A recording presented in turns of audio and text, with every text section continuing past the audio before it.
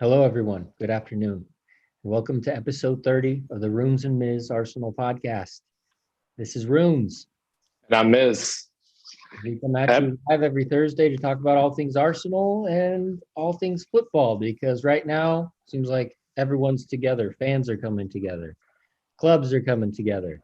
And they're coming together for one reason, to shit on the European Super League, which is fucking bullshit. Miz, what's your Agree- take?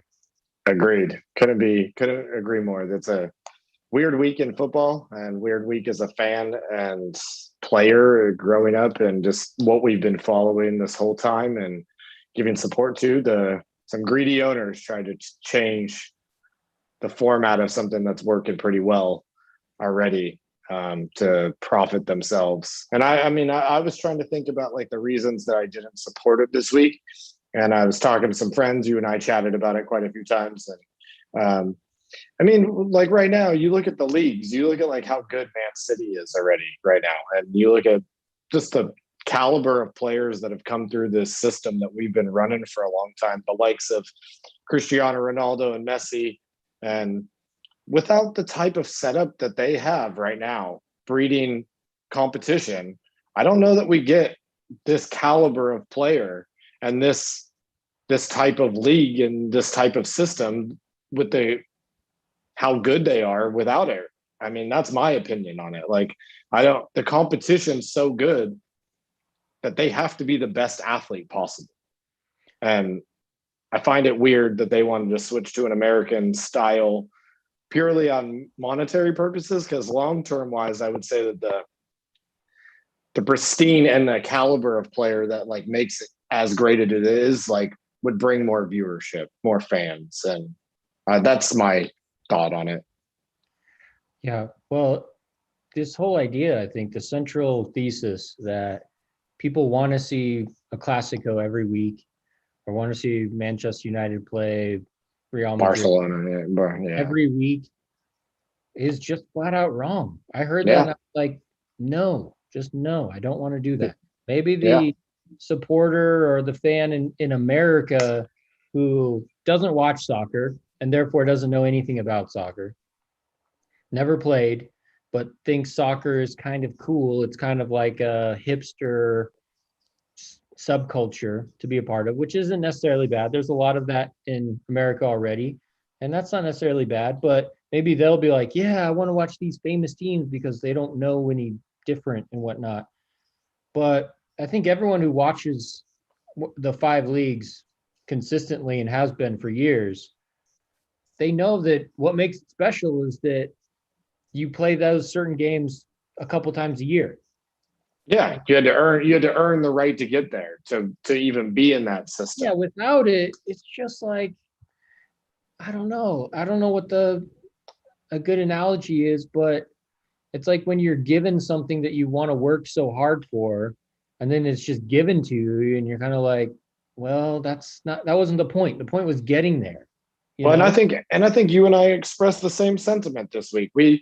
Arsenal is not good enough. We're playing in the Europa League semifinal next week. We've earned that right. And we haven't been very good this season in the league. We're in ninth or 10th around that area. And we were one of these members that are in this Super League.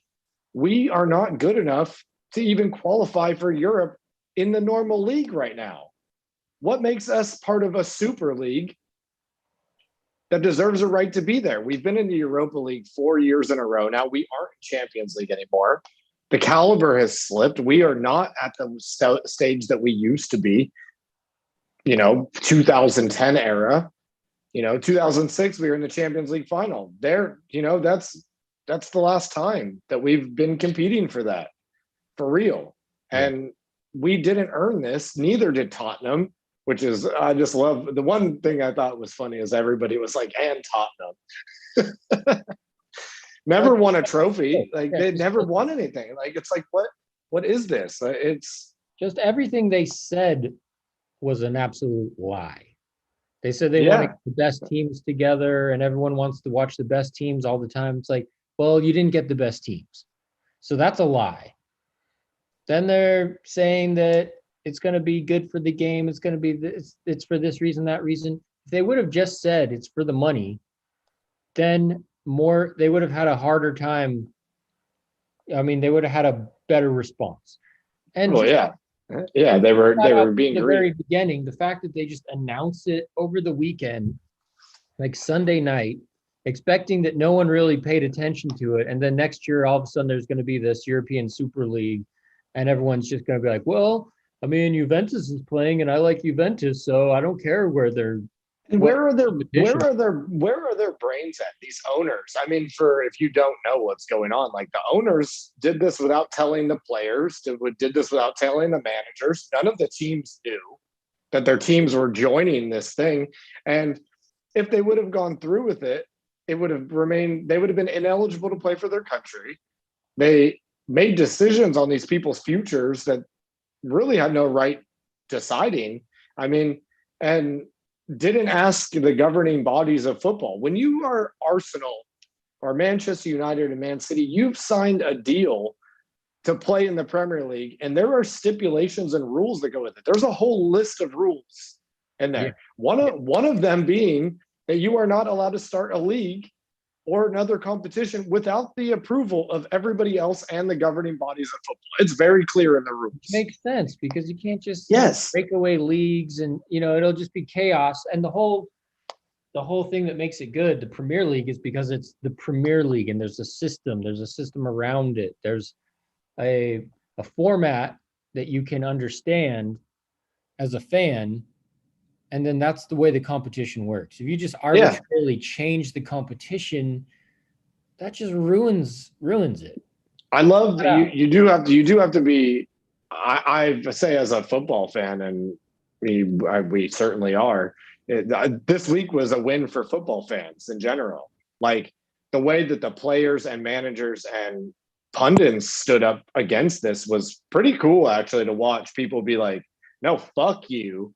This isn't the way that we're doing it, and you should be held accountable." And I hope that they do something against these owners. Everybody's, there's a protest tomorrow at Arsenal before the Everton game. That is, every supporter that is, well, they're promoting it wide to kroenkeout. I mean, they're trying to get people. Chelsea had a big one. Liverpool had one. Man City had one. I mean, they want the Glazers out at Man United. Yeah, Man United, Liverpool. People are pissed at them for it because, and it's no coincidence. Most of these are American-owned businesses that have seen the way the NFL way of doing it. Well, yeah, or I like to think of it as the NBA way of doing it, because I mean, if you watch the Chicago Bulls, The Last Dance, the thing that really blew me away, which I didn't understand when I was a kid, was that the owner dismantled that team and that coach on purpose. Like they had more years in them, but yeah, their GM and the owner were against them for like 4 championships out of those 6, which is like mind-boggling. And you're thinking, yeah. why What do you? why Yeah, would you ever want that? But it's because if you have a system with no relegation, what benefit is it for you as a company to pay your players and coaches a lot of money? And if there's not. you're the There's best no. in the Yeah, yeah. league, of course they're going to say, well, what, Scottie Pippen, why am I getting paid terrible wages when we're winning the league and I'm literally one of the best players of all time? So their solution to that was get rid of Scottie Pippen. And all the fans are saying, are you fucking kidding me? He's the best number 2 of all time. Jordan and Pippen are the ones. They're some of the best, greatest players. They've brought the game to so many different parts of the world.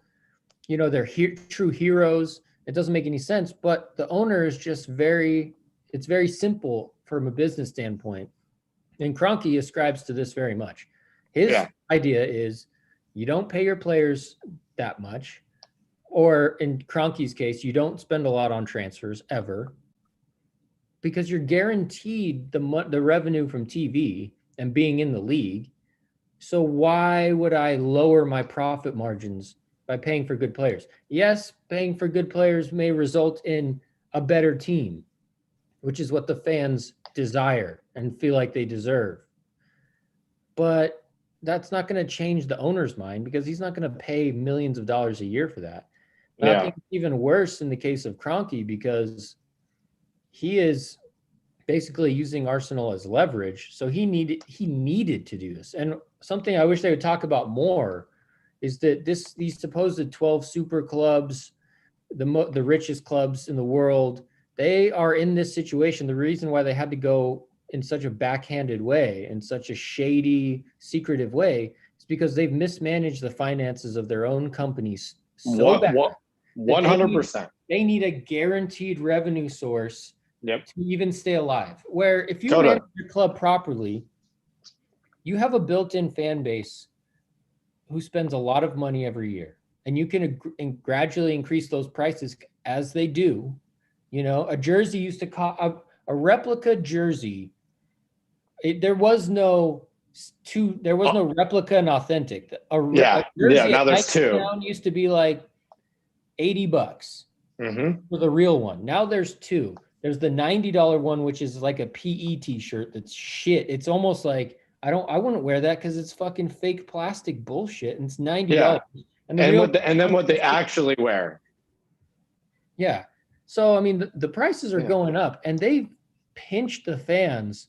They're squeezing every last dime out of the fans as it is. And then to go and pull this, it's because you're mismanaging your fucking money. And they don't deserve something like that. Real Madrid, Florentino Perez is saying that football is dying and there's no young fans anymore. I don't know what he's talking about, because the sport has definitely been growing significantly in our lifetime. It's way bigger now than it was 10 years ago. And it doesn't take a rocket scientist to pay attention to that, see that there's a lot more money in it. There's a lot more fans in general. And they were spending so much money. Like, he spent 85 million on Ronaldo, 85 million on Bale. That's why they don't have any money. They spent hand over fist every year. And now they're 900 million pounds in debt. And that's why they don't have a sustainable model. It's not our fault that they mismanaged the teams, and now they're trying to change it for the worse. Like, you're completely right about the way the NBA setup was. I was listening to Talk Sport yesterday, and the NBA makes more money from China on TV rights every year than they do in the United States now. And so I think that these owners, a few of them own basketball teams in the US.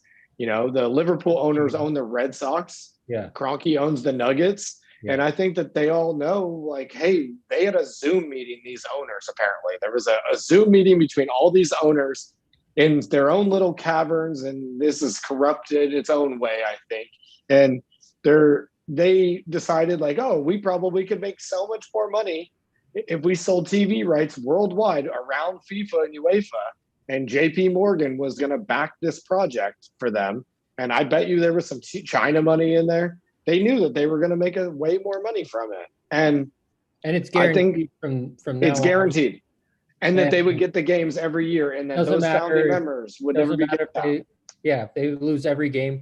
And, the part of that is, we talked about it earlier this week too. It's like there's always the Cleveland Browns or Detroit Lions or some team that, I mean, when was the last time the Charlotte Hornets were and the benefit, and they get to be shit, because then they get the first round draft pick, and there's like incentive to be shit. And guess who would be that team in the Super Bowl? Yeah, we would get destroyed in our current model. And it would just be confirmation that things are never going to get better. The transfer horrors that we've seen, which is a huge mismanagement of finances in itself. I mean, you give Willian 200,000 pounds a week. You're paying $8 million to go to something that lasted 48 hours. You let Alexis Sanchez, Ramsey, Ozil all go for free. Yeah, I mean, they've done a terrible job managing it. It's a funny thing is, you and I have talked about this so much this season we specifically did a whole episode on Kroenke and the mismanagement of the club over the long time. You looked a lot at the finances over it. I mean, this is no secret to most fans. And I think that this movement of Kroenke out, hopefully can keep gaining momentum, and maybe they'll get. Josh Kroenke went public today on his fan forum. Do you see some of the bullshit that he said? It was insulting when he said stuff too. Like he was like, I mean, we can talk about racism and we can talk about financial fair play. Yeah. But we need to talk about revenues first. So he literally said, without realizing what an asshole he sounded like, is like, oh yeah, racism, blah, blah, blah. But really, money is the most important thing. It's like, well, you're telling us you don't care about racism, which is already showing who you are. Yeah, we are. But they donated $1 million to the Trump campaign each time. Yeah, I mean, so like they're not racist themselves. Yeah, I mean, and they're not. That's just who Stan Kroenke is as a person, and he's just that condescending tone. Yeah, and the way that they don't really care. They're like, we hear you, and it's like, no, you don't hear us. No, you, and you're a terrible businessman on top of that. They're completely horrendous. I mean, that video you sent me is really funny about him just being a horrendous businessman. But if you Google stuff about Stan Kroenke, he's done all sorts of weird shit in business wise. They got super lucky. He married a Walmart heir when he was like kind of wealthy from doing some commercial real estate deals like in Omaha in that area, and was doing like mini marts. They inherited like $6 billion in 1995. Like, I mean, and that's where it all started. Now they've just been gathering sports teams. I hope that they get out of our club because we were there before them in general. And like other fans that live there, like we feel it too. It's super frustrating. Like, I think we can just all agree that all these clubs are mismanaged by top officials. Ed Woodward at Man United resigned, saying that, oh, he couldn't be a part of the Super League. But he was one of the spearhead guys that was the rats are fleeing the sinking ship. You can just see it, We're not fucking stupid, man. Like, I mean, they're saying Liverpool and Man United with Florentino Perez and the director of Barcelona were like the spearheads. I guarantee Stan Kroenke also had something to do with it because he's just as like. Well, I mean, when I was looking at the finances earlier from the Arsenal Supporters Trust, who've been a really good resource in showing kind of like what's really going on behind the scenes. Like that's where I learned that like we still haven't paid off the Emirates. Yeah. Because we had this outrageous interest on our loan that we were basically paying like $12 to $15 million a year on interest on the loan from the Emirates until like 2019. That's ridiculous. And we like did some sort of crazy shenanigans because it was set to be fully paid off in 2031. Like already you're thinking, what the hell is that? It's just so bad. But with all that, because they're basically showing how like he's getting bridge loans to stay afloat so that he can use Arsenal as leverage for another loan. He's basically like it's like a giant Ponzi scheme. But he's just moving money around. His whole end game was to just keep his head above water until he gets to the Super League, because that's guaranteed revenue. If a bank sees guaranteed revenue of that quantity, then they'll give him loans. They'll let him restructure his current loans. They'll let him stay owner even if he's not making any money. If he's not making any money for Arsenal, he'll be paying himself. He'll be taking money out to do different things here and there. But it's basically just using that as leverage. And my hope is that the double whammy of if we don't get into Europe at all next year, and there's no European Super League, and it's known that this is not going to happen, I think maybe that might even be enough, regardless of Europe or how we finish in the table or anything like that. The idea that there's no longer that pot of gold at the end of the rainbow and all of these, and he's like, I need this so that I can, it's like if you're a gambler and you just need to get this check so that you can pay everyone off, or at least get them off your back for a little while. And then someone's like, oh, that check is just not coming, dude. It's never going to be there. You have to abandon the situation. And I'm hoping that's the case, because judging by how they had planned on this for such a long time and how much they need it and where Arsenal's finances are right now from the pandemic, how long can they really carry Arsenal as a company like that, knowing that there's no Super League on the horizon? Hopefully they get it the fuck out as fast as humanly possible, because they have no business in this sport. In the sport, here's the thing is, if you're a billionaire and I think Abramovich actually likes soccer and actually cares about football games. Yeah, that's fair. That's fair. If you're a billionaire and you buy the team and it's like your baby and you want to be there and watch that thing grow and you want to fire managers, but at least he's fucking involved. Stan Kroenke, I was listening to something the other day. He was in the stadium at a home game and been like, what color are we playing in today? Yeah. He doesn't even know the colors. Look around, look at the. Did you look at the outside? The mural? Did you pay attention at all? Sounds like a dumbass in general. How do you just not even? I mean, it's not that hard for you to have 10 things memorized of teams, and especially if you own them. Yeah, and even like Josh Kroenke was like, we realize that the fans want to play Juventus every week, and we also realize that they want their cold nights in Stoke. And you're like, Stoke hasn't been in the Premier League for what, like 5-6 seasons now? Yeah. Come on, homie. Cliche, like cold nights in Stoke. You remembered that line. It doesn't pass the sniff test. Nothing about it ever did. No. Yeah.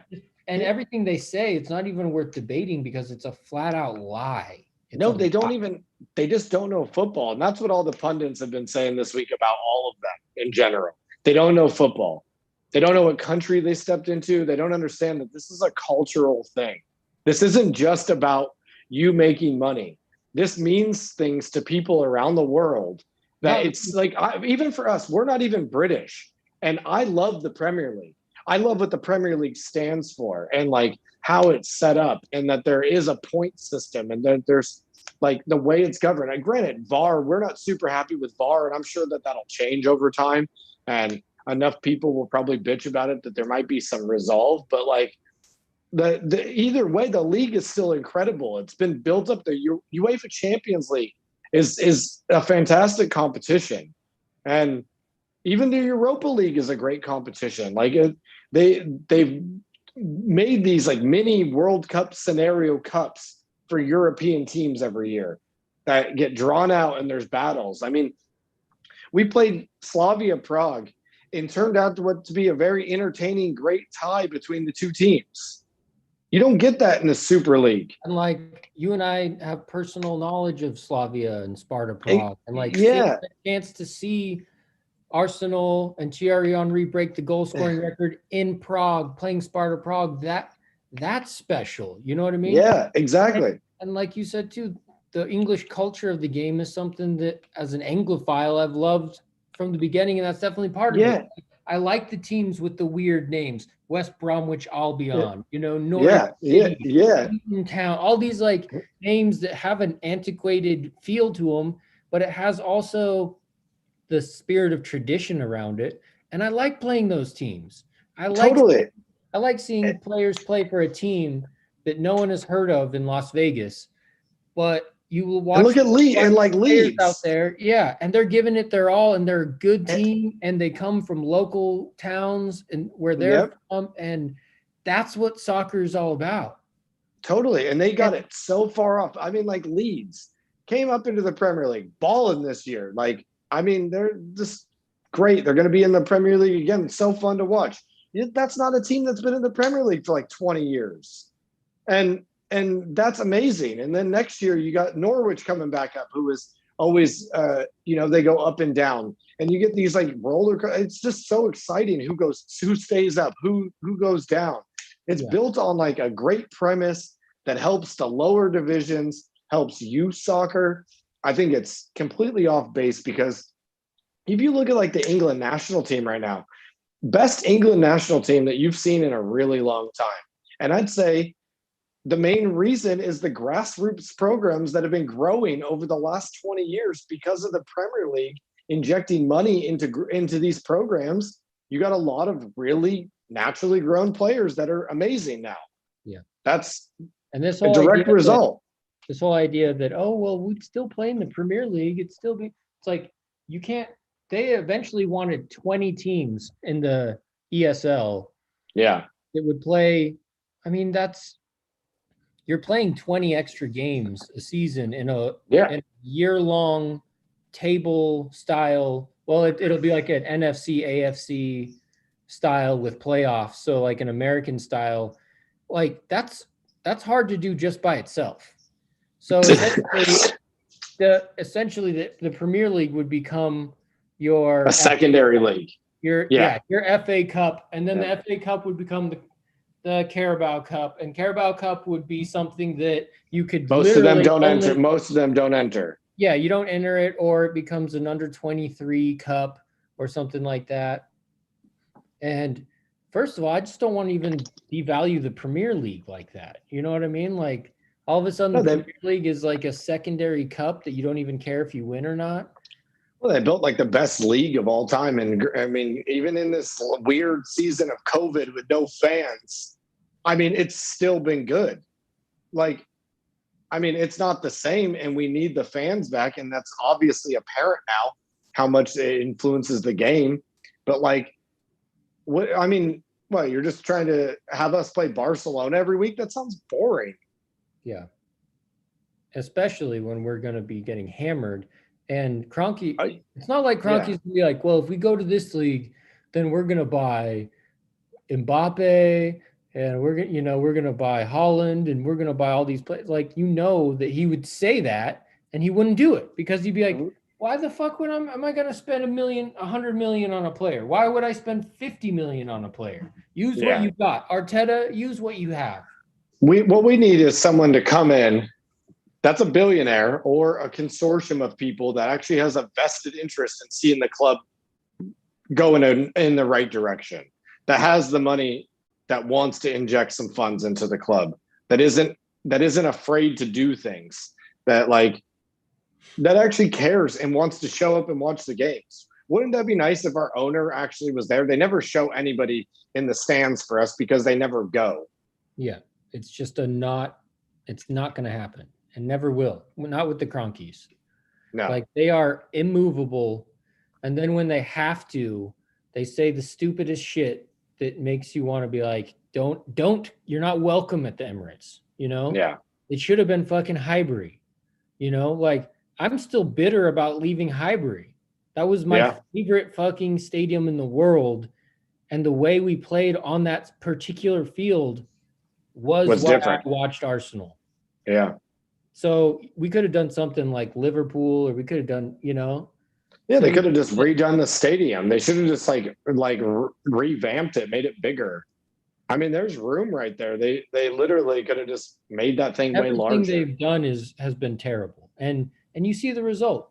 We were invincible when we started watching. And now we're going to finish probably 9th or 10th.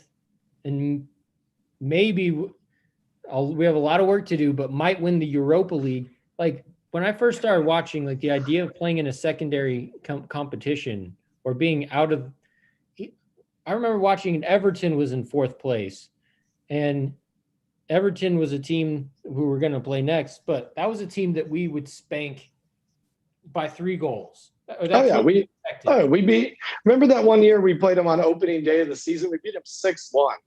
Yeah. I mean, we used to just destroy Everton. And now tomorrow, this whole Super League, as we talked about earlier, has overshadowed football itself in general right now. Like, we have a game tomorrow at noon. We play fucking Everton, and it doesn't feel real anymore. No.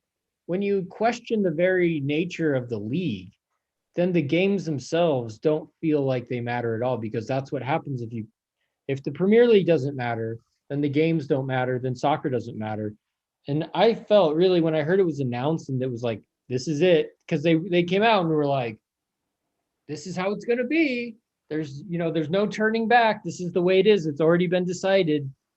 I just felt like immediately I'm not watching soccer anymore. Yeah. No, I'm the same. I was like you.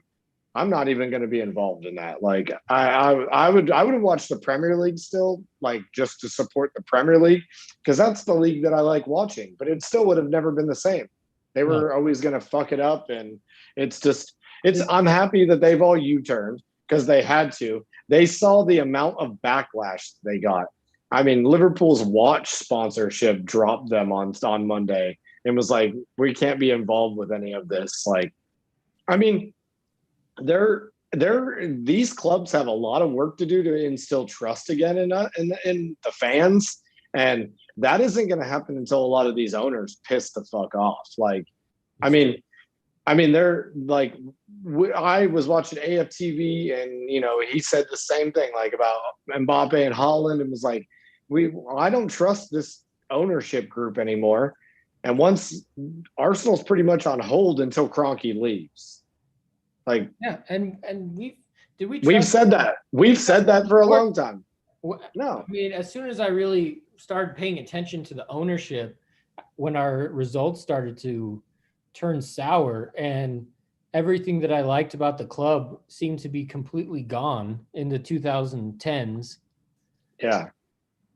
I mean, I definitely didn't trust, Kroenke from the moment I even found out who he was. Totally. And I mean, I'm surprised by this move, but there is no gaining trust with him anymore. Like they're done. They're done as owners in my book. Like I have no interest in their ownership group, and they just need to leave. They need to get out of the club as fast as possible. I hope that there's some people that actually care about football that are seeing this, that are British, like that are paying attention to what's going on in the sport, that are like, oh, we should maybe inject some money and try to gain back some of this cultural stuff that they're missing. Because I think if we let this happen, that league will get destroyed over time. This was their first attempt at it. Yeah. The next time that they try to do it, they're going to be a little bit. They're going to probably try to bribe UEFA officials or FIFA officials. Bribe pundits, bribe managers. Yep. Be like, okay, this is going to cost a little bit more than we expected. We wanted it to be free, but now it's, Now we see that we need to pay for this a little bit. They're going to try to do it again. Like they're not. I don't think Florentino Perez is pretty adamant that it's not done. It's not dead. He keeps saying, which he seems out of his mind right now. Well, the fact of the matter is that these clubs, no matter how big they are, the bigger you are, the bigger you have to keep getting. Yeah. And they were running out of opportunities to grow faster and faster. I mean, the merchandise alone has skyrocketed, I hate that like business model in general, that they always have to grow and they always like have to be doing better. Why? Like there might just be like limits to certain things on, like, maybe we don't pay the players. Like, I'm not saying a salary cap, but it's getting pretty ridiculous about the transfer fees and how much the players are making. That in return is driving these owners to do these things that they have to keep up with it. Yeah. I mean, you're going to spend $300 million on Haaland, because what do you think his transfer fee is going to be? Over 100. It has to be 150, I think, at least. Right? I've been saying no less than 150. Yeah, and I mean, who has the money to spend 150 million pounds on one player? What is his wage after that? The weirdest thing is, like, they were saying, like, they're guaranteed 350 million pounds a year for being in the Super League. And I was like, that doesn't even sound like that much money. No, I don't think that that doesn't save Barcelona, who's $1 billion in debt. Like, and I'm confused about where all their money is going in general. I get that they got to pay the players a lot of money, but Arsenal has like a sponsorship deal with the Emirates airline. The sponsorship deal is somewhat like 400 million pounds or some shit over like the long haul. Then they got one with Adidas that's like another 65 million a year or something. That we remember we were looking at the deals before where they break it out. Where's all that money? They must just be stealing it, just taking Yeah, it like out of the where club, because there's a lot of sponsorship deals where they're paying millions of dollars. The Visit Rwanda one has a lot of money on it. I mean, and yeah, with no fans, it's impacted them obviously. But like Arsenal has the most expensive season tickets in Europe. Yeah, I heard that people still paid some of it this last year. They paid like a holder. They didn't get the whole season, but they had to pay like a placeholder to get it for next year. They still got some ticket revenue. They get sold a lot more merchandise than they normally do. They get paid TV rights that are exorbitant amounts of money. Where's all the money? If you have something that prints money like a big time football team, there should be no reason why you're desperate for cash unless you're No. just they need it to fund other projects, or they're doing this and that, or I don't know, it's just mismanagement, you know? I mean, Kroenke's bought multiple sports teams since he's owned Arsenal. Since then, he already owned all the Denver ones. He moved the St. Louis Rams to LA. They won the Super Bowl. I think the Rams are his main project now, and that's like his sustaining project that he's going to just look after. They shared the stadium with the other LA team, so they both play there. I mean, that's like ideal for Kroenke in the way that he likes to do business. I mean, if it were up to him, we'd probably share a stadium with Tottenham. I know. Cut the cost. He'd be like, what? What's the He'd big be like, deal? I don't understand the problem. Yeah. Yeah. It's really sad because something doesn't feel like it's over, you know. I don't feel like we're out of the woods until Not at Kroenke all. leaves. And that might not even fix the whole situation in soccer in general, but No, I think that Arsenal they were talking about almost, doing. it just feels like it is like you said, on pause. Like, yes, we want Arsenal to win. We follow them game by game. We hope that they can do something out of nothing, essentially. And they've managed to keep doing something out of nothing. Like, they somehow managed to win the FA Cup. They somehow managed to qualify for Europa, when clearly on a week by week basis, this team is not good enough. They're not up to a acceptable standard. A lot of times they're not up to an acceptable standard by any soccer means, let alone Arsenal's history and historic level, you know? I mean, a lot of times you look at a team like Leeds or Wolves or, you know, even Newcastle at times, and you're like, they're at least playing really good, and it doesn't work out sometimes, but they're at least sharp and trying, and it looks like they have some idea of what they want to do. And Arsenal isn't always like that. We're either brilliant or utter garbage. Yeah, oh yeah, totally. But I mean, and they need to, you know, with all this Europa League stuff or the Super League, we going back to the actual what we've been doing is they still need to spend money this summer, and like who knows what position we're going to be in. I think I mean, it is like a pause thing. Like, we don't know if we're going to get banned from anything still. And for this shenanigan that they pulled. In favor of bans and relegations and point deductions, and yeah, if they tried to lead a coup. What's that? It was a coup. It was a coup attempt on stealing the league, and if they have to get punished accordingly, I mean, Juventus cheated years ago. They got relegated and started with 30-point deduction from the beginning of the season. Yeah. They had to work their way back up to where they're at now. It's really fucking bold of them to be involved in this. It shows I mean, these people do not give a fuck. No, they don't. Gary Neville was like, oh my God, he was livid. But he was like, Glazer never puts his name on anything. This dude is serious. He's a killer mentality, you know? Like, his mentality is, you take my money and I will fucking kill you. You know what I mean? Like, they do not fuck around. They're completely dead serious. Florentino Perez, you know, like, you want to try to owe him money or something, that's not going to last long. You know, I mean, they're dead serious people, so they don't have any shame. I mean, there's got to like it reads. I read there was an article the other day that I read that it had all the makings of a Ponzi scheme. This whole thing, and like these guys are doing some shady business in general. I think that they need looked at from the governments about this whole deal. Boris Johnson publicly stated the other day, like, there's nothing that's off the table in taking a look at this for real and trying to regulate it. Like, I mean, I think that they misunderstand how important football is to communities and culture in England, especially England, as opposed to some of the other ones. Like, people like live in that neighborhood like their entire lives, and like true fans are like, I'm not moving out of the area. Yeah, and it's a lifestyle. It is, without a doubt. Yeah, I mean, we don't just casually support Arsenal. No, I mean, you love the team.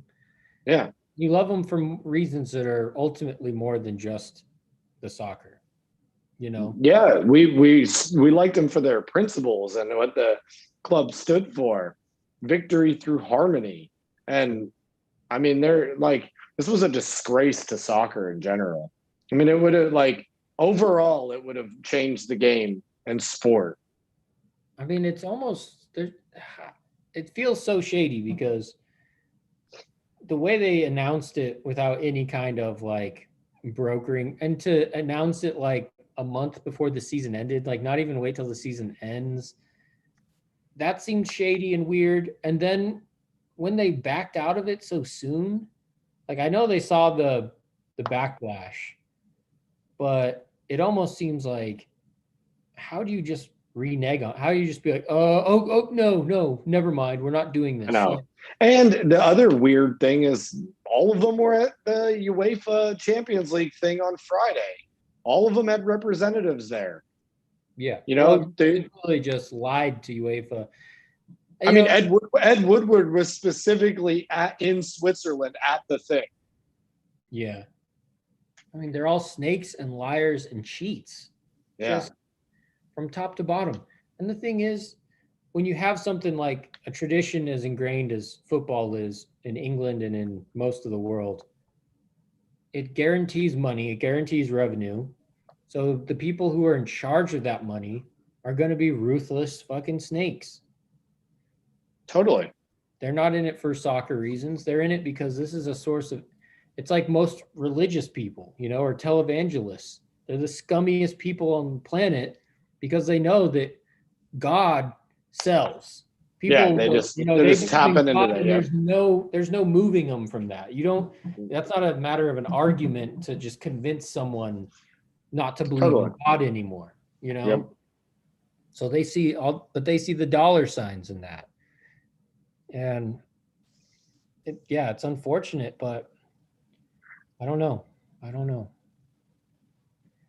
It's really hard to focus on an actual match now, though, because I know City. I tried to watch the City Villa game, and I was like, watching it. I was like, it's almost like feels wrong that they're even allowed to play, and like, but then you feel. I actually do feel bad for the players and managers. I mean, they did not know. Pep Guardiola was like, I found out an hour before they announced it, and he came out and was like, it's not competing if you're guaranteed in it every year. Yeah. I mean, they don't want that. He wants to be the best. You think Pep Guardiola wants to be a guaranteed spot? He wants to win because he is the best manager and his team is the best team. I genuinely believe that. He is a fanatic. He's obsessed. He's obsessed. He said, like, okay, you're going to win the league every year, we'll just give it to you. He would quit. He quit, yeah. It would make everything he does every day that now matters no longer matter. And if you said that, Arsenal is going to be in the Champions League no matter what, it would kind of ruin it. After a year like this, they finish, at one point we were 16. Well, we're still not even done. We're at 9th right now. We're like, we lose the remaining 5 games. We're at the bottom of the table.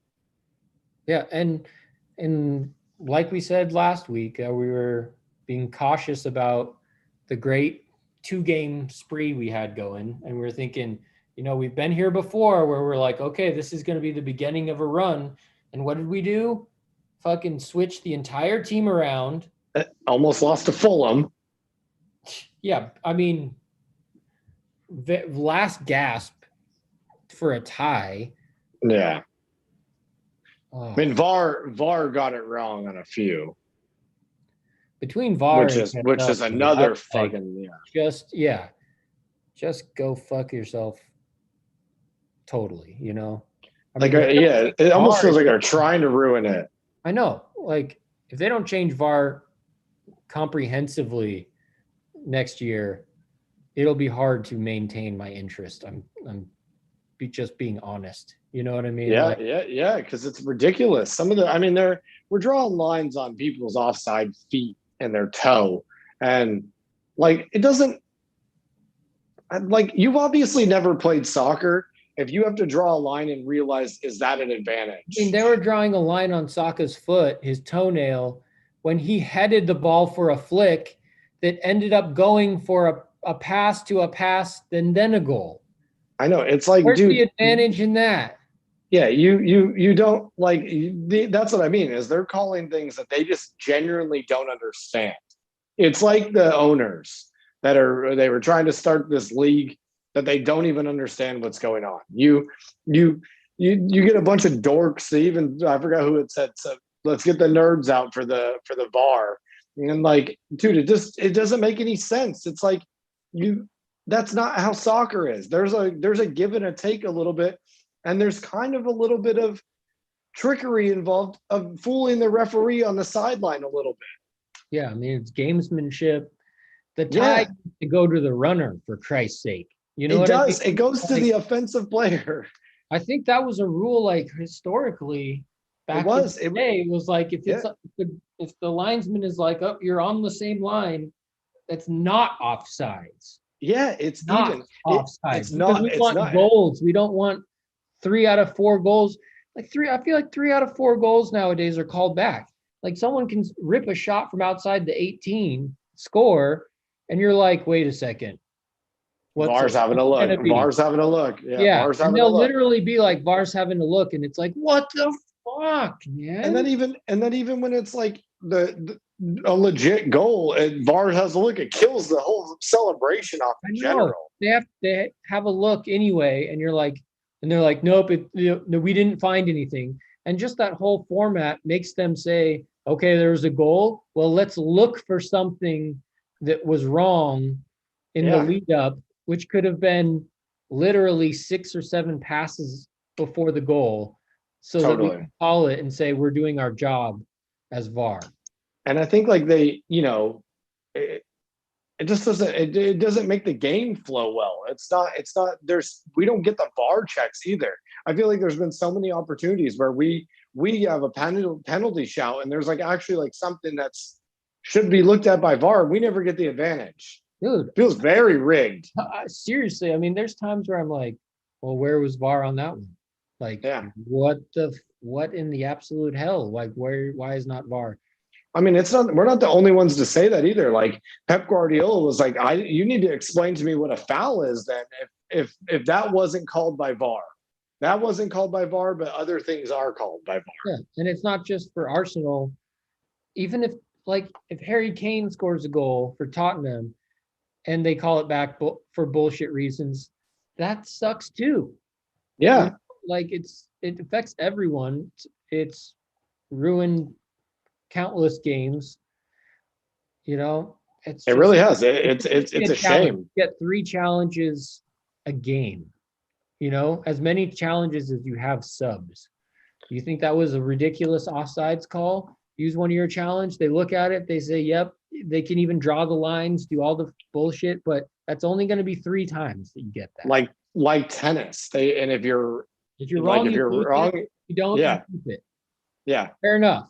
Yeah. But God, just every time stopping the match, because there'd be so many goals that would happen where the other team wouldn't even be like, You know, like if there was a challenge system, Fulham wouldn't have said, "Oh, we're challenging that Saka was offsides when he flicked it."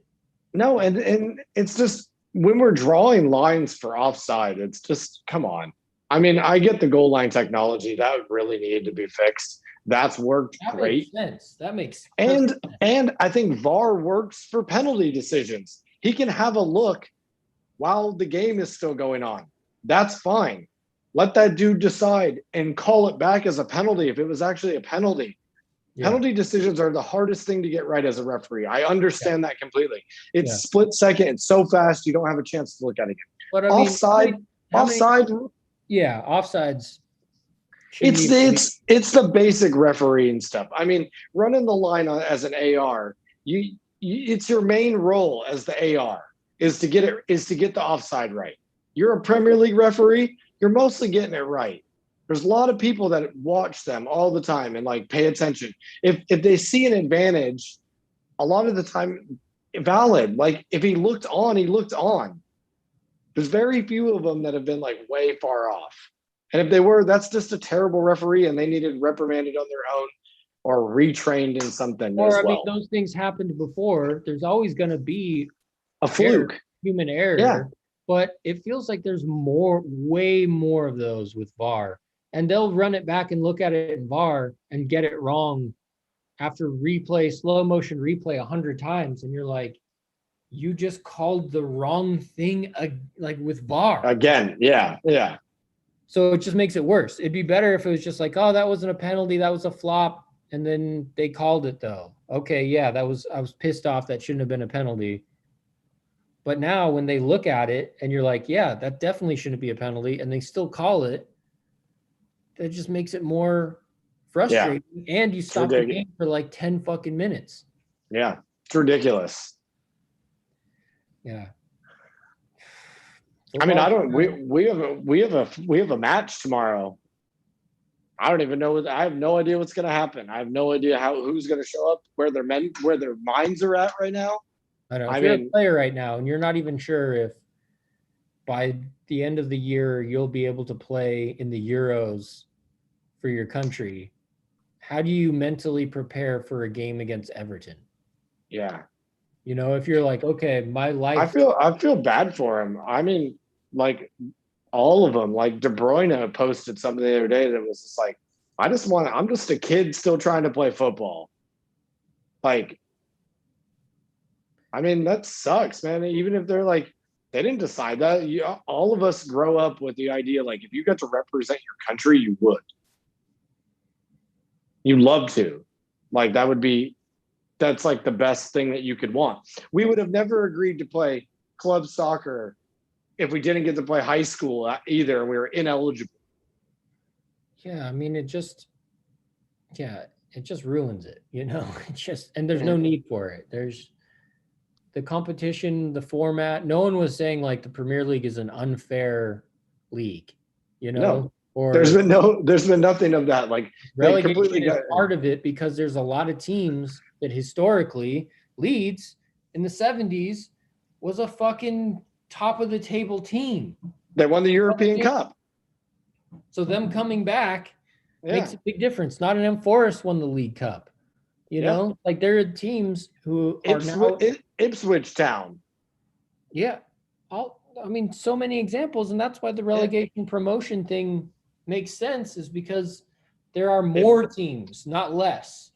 Yeah, it breeds competition. Americans don't like relegation because they've been fed this system of sports that doesn't breed it. But how much cooler would it be if your baseball team in your town sucked and they got relegated, and then there was a new team that you get to go visit or go play against that's nearby? Like, I don't know, if the Seattle Mariners are terrible, which they are most of the time, then the Tacoma Stars might get into the league the next year. Yeah.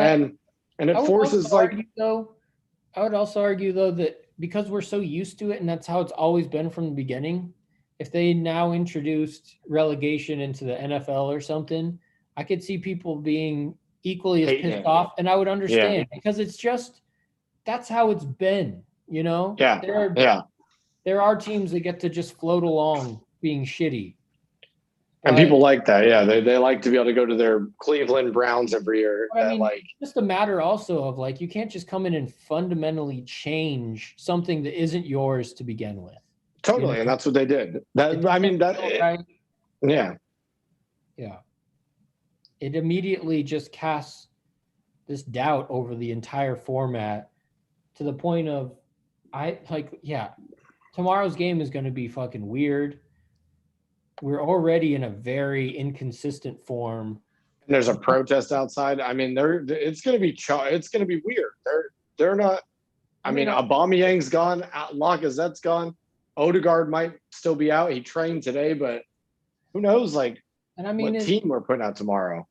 someone like Aubameyang, who's had a very inconsistent season, but who seems mentally totally on the fence because of all of the life circumstances.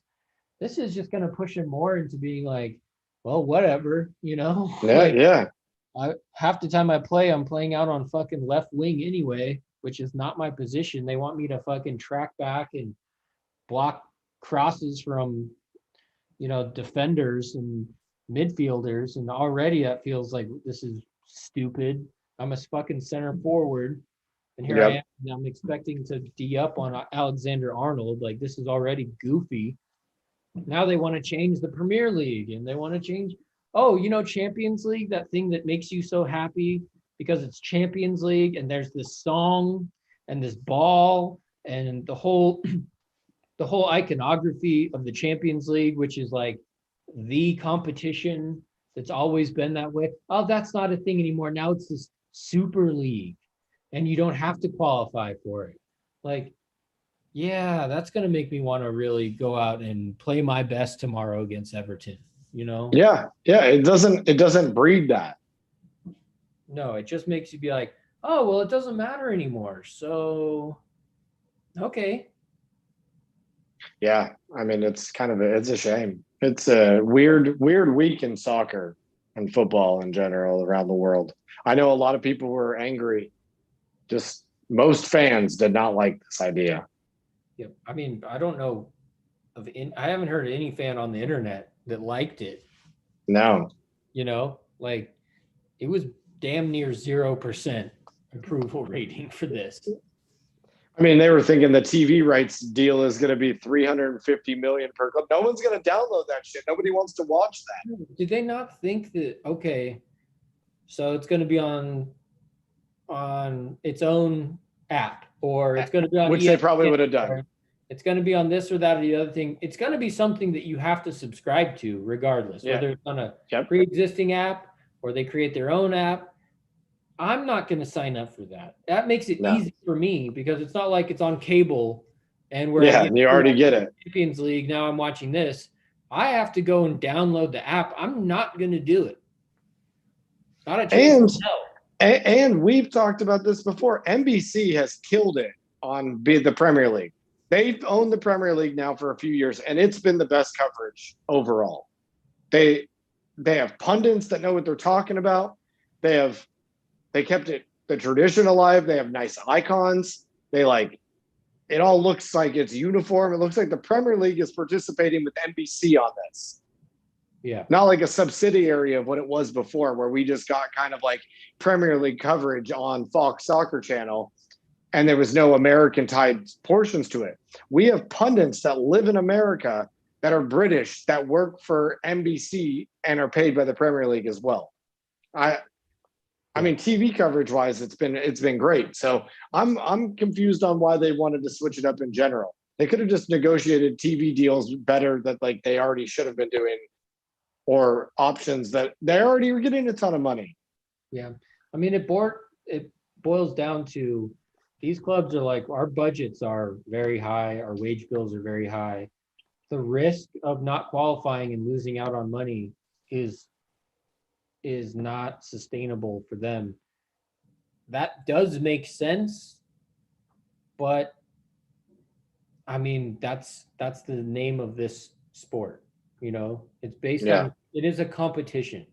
It has to be. That's the name of sports. Like if you change that, it comes with a price. The price of it's not worth as much. and also the price that all the other teams in all the other leagues are going to suffer, probably to the point of bankruptcy. I mean, if the top 6 leave the Premier League, for example, the Premier League is done. It will have to close its doors. Whether or not, if they tried to do pull it together and do their own thing without the big 6 or something like that, the repercussions will be that it'll eventually end, and it might just turn into an amateur competition. There's no more professional soccer in England. It can't survive without them. No, I mean, they're the main generators of it. It just seems like there has to be tighter regulations to say, like, well, if it's so risky that if you don't qualify for Champions League, you won't be able to pay your bills.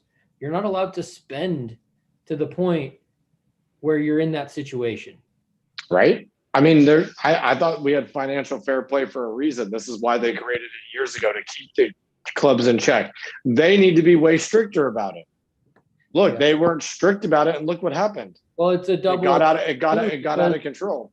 And England as a country, and the Premier League as a institution, and UEFA and FIFA, they welcomed these Arab oil money and the Russian oligarchs. They welcome that because they'll take that injection of billions of pounds, and they probably say they're desperate for it and they need it because it helped the economy in general in that area. Yeah.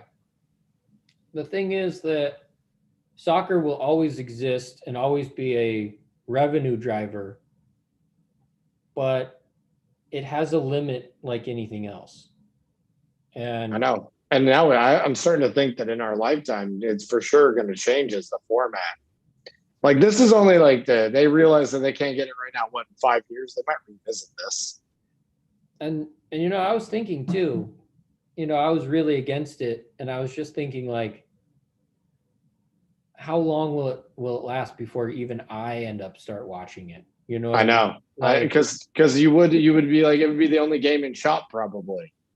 Or like 2 or 3 years down the road, you just start watching soccer because you like to watch a game, and then you get slowly sucked back in, and that's what they're counting on.